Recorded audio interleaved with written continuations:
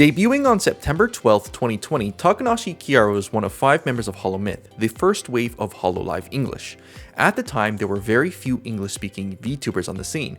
Most VTubers spoke Japanese as a primary language, which served as a barrier to prevent English speakers from getting into watching VTubing as an entertainment form. With little competition, the backing of the established HoloLive name, and the earliest signs of the COVID-19 pandemic just beginning to show, HoloMyth exploded in popularity over the course of fall 2020 and spring 2021. Gargura was the first member of HoloMyth to hit 1 million subscribers in October of 2020, and the final member of HoloMyth to hit 1 million subscribers was Takanashi Kiara, who hit 1 million in June of 2021. Each member of HoloMyth grew extremely quickly in the entertainment industry, but because Kiara's growth was noticeably slower than her peers, she's often been seen as the HoloMyth member who had the most trouble, since she's always been behind her peers. Takanashi Kiara is one of the more conventionally talented members of HoloMyth, with significant skill in language, singing, and dancing. Kiara grew up in Austria, so she grew up learning German and English. In many ways, Kiara was the very definition of a weeb, teaching herself Japanese and even moving to Japan at one point to work as an idol. Her dream to become an idol in Japan led her to practice her Japanese song and dance skills extensively. Many of Kiara's critics and antis originate from this period of Kiara's life, while many of Kiara's supporters see her past as exemplary because of how hard she worked to achieve her dream, even if she failed in the end. So let's take a look at the kind of content that Kiara produces. One of her more notable series and long-standing series is her Super Chat reading streams.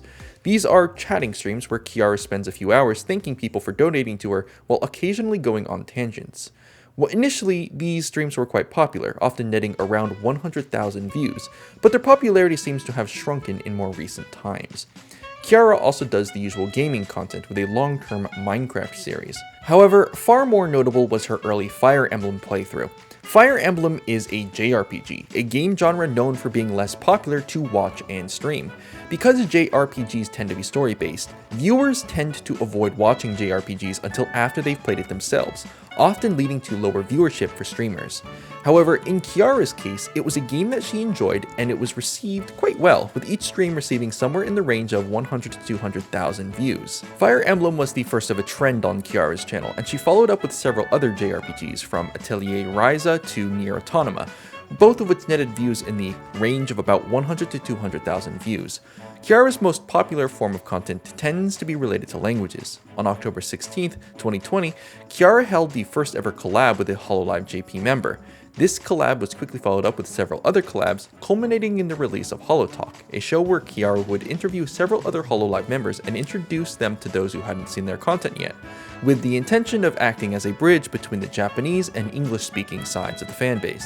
One of the defining moments of Kiara's early career was when a stage 4 cancer patient sent a super chat thanking her for her stream. Kiara's approach was very different from the norm. Instead of casually acknowledging the chat and moving on, Kiara gave it more attention, claiming it was better for her to give attention to a liar than to ignore a true sufferer. To further understand this incident, there's a bit of background information to know.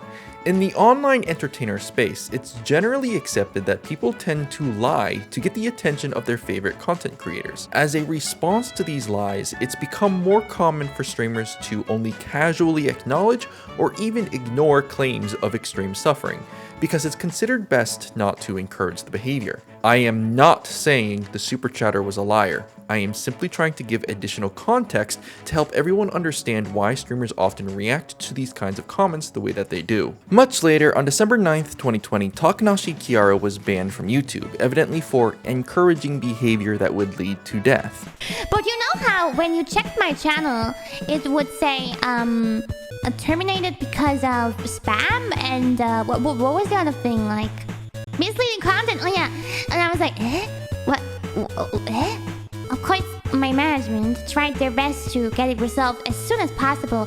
So they got one reply from YouTube, but I think it was an automated reply, because the automated reply said YouTube doesn't allow content that encourages dangerous or illegal activities that risk serious physical harm or death. And I'm like, wait, what did I do?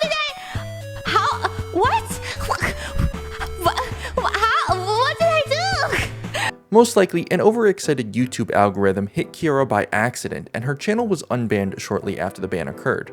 Kiara decided it was time to have a re-debut, so a day later, on December 10th, Kiara performed a revival stream, where in lore she rebirthed from her ashes to start anew, since her character lore is that she is a phoenix. In the end, getting banned ended up being a net positive for Kiara, as she was able to turn the event into a fun stream for her viewers. It also played very well into Kiara's established reputation. Since Kiara once tried her hardest to succeed at being an idol, Kiara had the reputation of being hardworking to the point where she could overcome anything.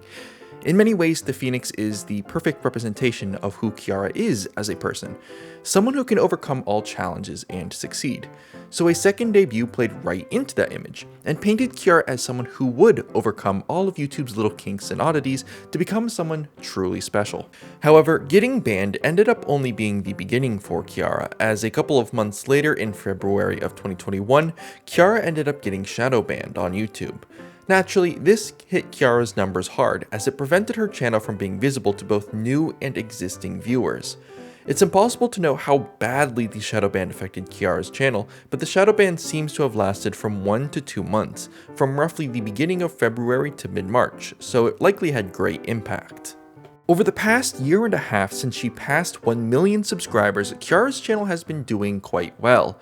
Each of Kiara's videos get around 70 to 150,000 views each, with several peaking to highs of 500,000, which is about the same amount as her peers get, although she still has the lowest subscriber count of HoloMyth. So let's take a look at Kiara's greatest challenge from her early days, her struggle with being the least popular member of HoloMyth. On the rare occasions where Kiara discusses her subscriber and view counts, she's shown herself to feel a bit insecure in herself.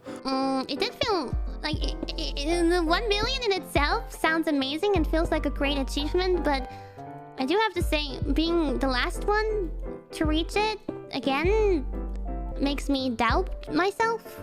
And I also wonder if a lot of those subs were some pity subs. Yeah. Especially like in the past 2 days. Might have been a lot of pity subs. The viewer reaction to Kiara discussing her sub counts tends to be mixed. Those who disliked Kiara's statements point out that Kiara has 1 million subscribers and argued that complaining is insensitive to smaller channels. Those who support Kiara have a different viewpoint. Now, both sides present legitimate viewpoints, and nuance is required to fully understand the situation that Kiara was in. Now, regardless of stance, Kiara's position as least popular HoloMyth member was definitely hurting Kiara's self-esteem around June of 2021, right after hitting the 1 million subscriber mark. There's so much that the other girls are so good at, and they all have something that they're really good at and best at, and the only thing that I can say that I'm best at is speaking Japanese. Now, for whatever reason, it seems that Kiara considered herself untalented. Now, Kiara's more vocal supporters tend to heavily disagree, and for good reason. On the individual level, Kiara is very talented. Her debut stream revealed that she was able to speak 3 languages, English, German, and Japanese. Kiara also once tried to work as an idol in Japan, and as a prerequisite to even be an idol, an individual has to be skilled in both singing and dancing. Rather than being talentless, her true problem is that she doesn't utilize her talents as often as her peers. If we take a look at Kiara's early content as an example, Kiara focused heavily on her language skills, trying to act as a bridge between the Japanese and English-speaking community members. However, Kiara failed to utilize her singing skills, only releasing her first song 2 months after her debut in November of 2020, and Kiara's dance skills are useless without a 3D model. This effectively reduced Kiara to one talent: her lingual skills. Compare these skill sets to other members of HoloMyth. Mori Calliope immediately took advantage of her rapping skills and released 4 singles shortly after her debut, cementing her style and appeal right out of the gate. Gargura was able to capture the world's attention with her comedic by taking advantage of technical difficulties. Now, even if this event was purely by accident, it does cement Gura's personality and comedic appeal. Amelia Watson was a slower burn, but eventually even she was able to use her inventiveness to capture audience attention. It was Amelia who invented the legs on table trend that was popular a year ago. It was Amelia who spearheaded the creation of chibi 3D models, which became an instant success. Kiara didn't utilize her talents in the same way as her peers, instead focusing primarily on her status as a trilingual, trying to include as many people from different countries as possible, something which has the potential to backfire thanks to language barriers. Essentially, the problem that Kiara faces with using 3 languages is that she's effectively targeting 3 different target audiences. Now, each target audience will have some overlap, but there's always the possibility that Kiara loses some of her audience each time she does some form of a switch, specifically the part that has no interest in foreign languages. Now, of course, Kiara does do a lot of self-dubbing, which has high potential to mitigate this kind of loss, but it still presents a potential issue for Kiara's content. Now, rather than thinking of Kiara's challenges as a world-ending problem, they should be thought of as something closer to chip damage. The term chip damage refers to a concept where a video game character, usually an enemy of some kind, will take small amounts of damage, and over time that damage will add up to become something larger. Also, sometimes certain trade-offs are worth taking a hit. For example, Kiara played Fire Emblem because she had fun playing it despite how it had lower viewership. And that brings us to the first other factor which may have chipped at Kiara's viewership. Fire Emblem and similar JRPGs tend to bring in a smaller audience for streamers for a variety of reasons.